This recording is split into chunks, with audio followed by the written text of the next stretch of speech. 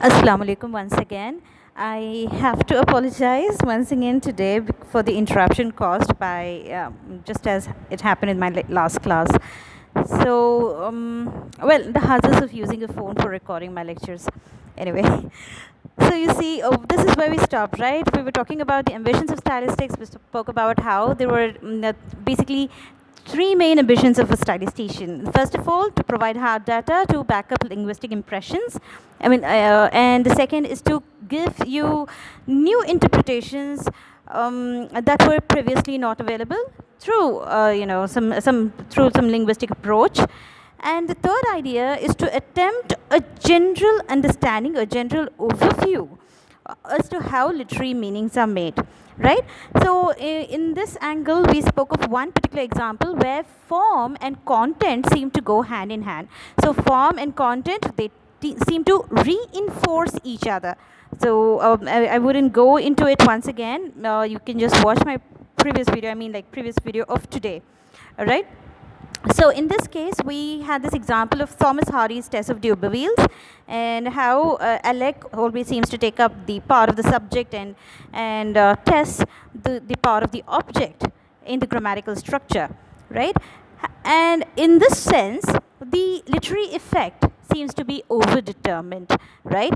So it is not merely the grammatical structure is that that is focused upon by the linguist or by the stylistician. It is the overall discourse structure. Overall discourse structure is in the how the novel seems to work as a whole, as a complete thing, all right? And what the placement of each character is at what part. So for instance, like if you consider Sound and Fury, okay, there are times when one character seems to take up the place of signification, all right? He seems to be the most central character to that particular part. Again, that part seems to recede to the background in another case. Or even consider The Bluest Eye, for that matter. You know, sometimes it's Piccola, sometimes it's someone else's narrative, or sometimes it's just the priest who seems to take up the center stage. So see, these are the kind of the aspects a stylistician or a linguist seems to consider more important rather than the and all of it seem to work in terms of overall discourse. Overall discourse is in the entire discourse that's in that the narrative centers around. Then also the word choice. Considering the word choice, this is where we stopped, I believe. And I was going to talk about Jane Austen, as in how she seems to make use of certain word structures. For instance, see, her use of very natural words, okay, very natural words to indicate a certain naturalism in her writing, which was not prevalent in her time. And I'm sorry. And consider her use of feminines, okay, feminine pronouns like her, she, sister, mother. These are the things that she seems to use very often. These are the kind of words she seems to use often. And also see the words like disdain, whereas if I remember it right, I think it's Pride and Prejudice, wherein Elizabeth Bennet seems to talk to Darcy about how disdainful he is, and even at another time where Jane Austen, as a narrator, okay, not the author, as a narrator, speaks of Elizabeth's disdain for Darcy, or Darcy's disdain for Elizabeth's family, right? So these kind of words, these kind of word choices actually, and compare it to another writer of her own age, Walter Scott. If you just put them together side by side, Walter Scott's writing and Jane Austen's writing, together, you would actually find that Scott's writing is almost medieval, considering the word choice, okay, the choice of words, or even the grammatical structures, the syntax that is used in Scott's novels are much more ancient and even obsolete, you could call it, when compared to, okay, you could attribute it to the content itself. So you see, that's the point I'm trying to make. The content is always reinforcing the form, and the form has to reinforce the content, otherwise it would be incongruous as in there would be a sense of incongruity, as in,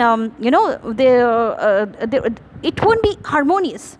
Okay, the work would not be harmonious at all.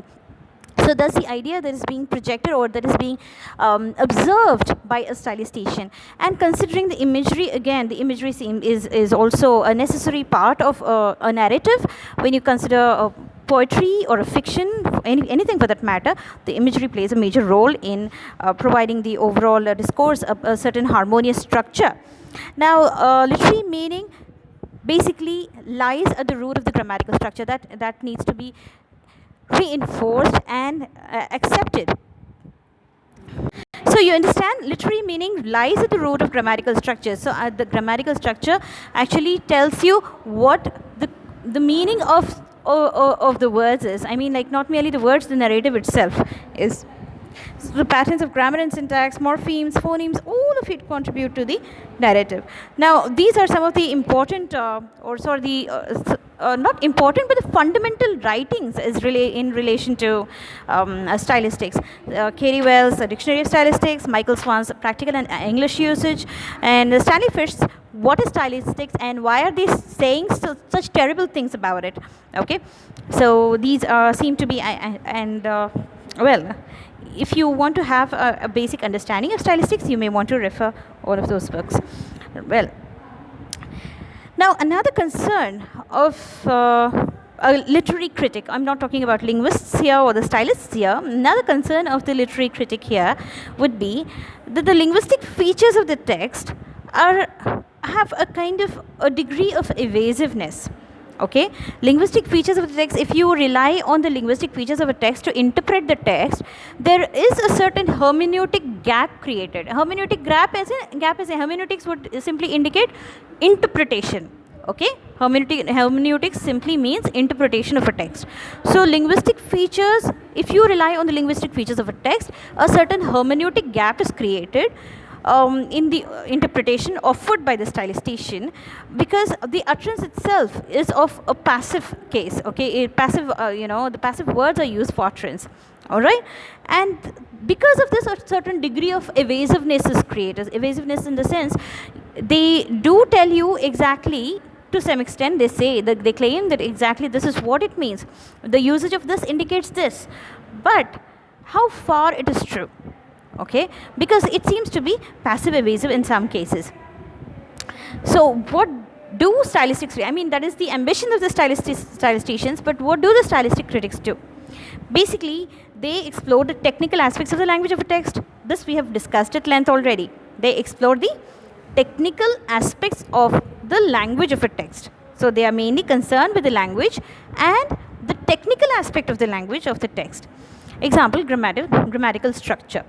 All right, it's just one of the examples. It could be word choice, it could be imagery, it could be the figures of speech, or it could be the morphemes, the phonemes, the punctuations, all of it. It could be just about anything.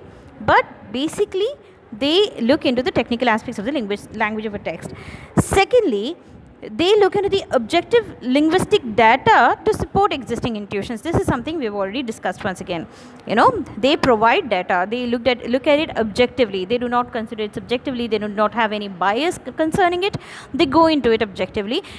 But they rely on certain impressions, certain hunches that you already possess. Okay, some intuition you already possess about a text. They try to provide hard linguistic data about it. Secondly, they try to provide new aspects. Okay, they try to introduce new aspects to the existing readings, to challenge existing readings. All right, you may have a certain idea about a certain text, but then they try to challenge those ideas by providing data opposing it, challenging it. Now again, the fourth idea probably, is that they prove literature has no ineffable mystical core beyond analysis. See, this is one thing that separates stylisticians from the rest of the breed, the rest of the breed of the literary critics. You see, the literary critics try to tell you so many mystical things about a literary work. They tell you it is so fantastic, it's awesome, it's mysterious, it has all these fantastic qualities that cannot be understood or put into words, and they are said in such abstract terms that we are left mystified. Whereas a stylistician would actually demystify the text and tell you that this is, open to analysis. All right. When you look at a person, a live person, a living, breathing person, he seems to be so full of mystery, right? He is so full of his. There is a history behind that person. He may have a certain background, he may have certain experiences in his life, he may have certain friends, he may have certain mannerisms, certain manners, certain etiquette, certain certain background, which makes him mysterious to you. But at the same time, consider the same person, on your table, on an autopsy table, and you are ready with a scalpel to cut him out, right? He's just nothing but a piece of flesh, right? You can dissect him, you can dissect the anatomy of that person, you can label the parts, you can, observe that body anatomically, right? Objectively. You get my point? So that's what happens with the stylisticians. They take away the mystery out of the text and they try to put it so objectively, it actually ceases to be mysterious anymore. Yes, in a way, it is really sad that it so happens, but that's actually that's sort of unavoidable. It's it's no longer ineffable. So we'll just continue with the next part. It says, literature is as a part of a common universe of discourse. So you see, literature is no longer kept separately to be revered as such, but it becomes a part of the universal discourse. Universal discourse is in how everything is discussed, every single thing. I mean, like you are taking up any particular subject for that matter.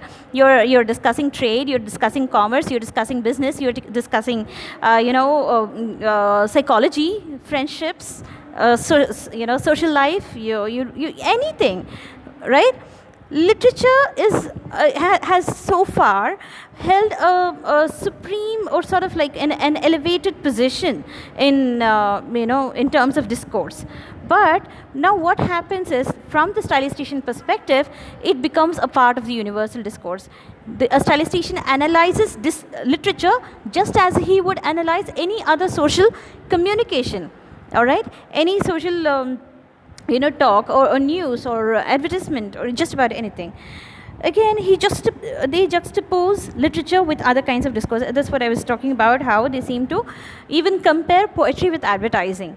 Okay, they see no real difference between poetry nor advertising, nor some sermon in a church, or some news piece that you find on TV, or maybe some I don't know, some pamphlet or something that just makes a critique on something, some social critic, right? So that's another one of the things that the stylistic critics do. They go beyond sentence grammar to text grammar. So you see, it's no longer restricted to, as is the case of the linguists, they no longer restrict themselves to the sentence grammar, but they go to the text itself and look at the grammar of the text, what the text tells you. I guess this is all for now. Thank you so much for your patient listening. Assalamu alaikum. Take care. Stay safe. Allah Hafiz.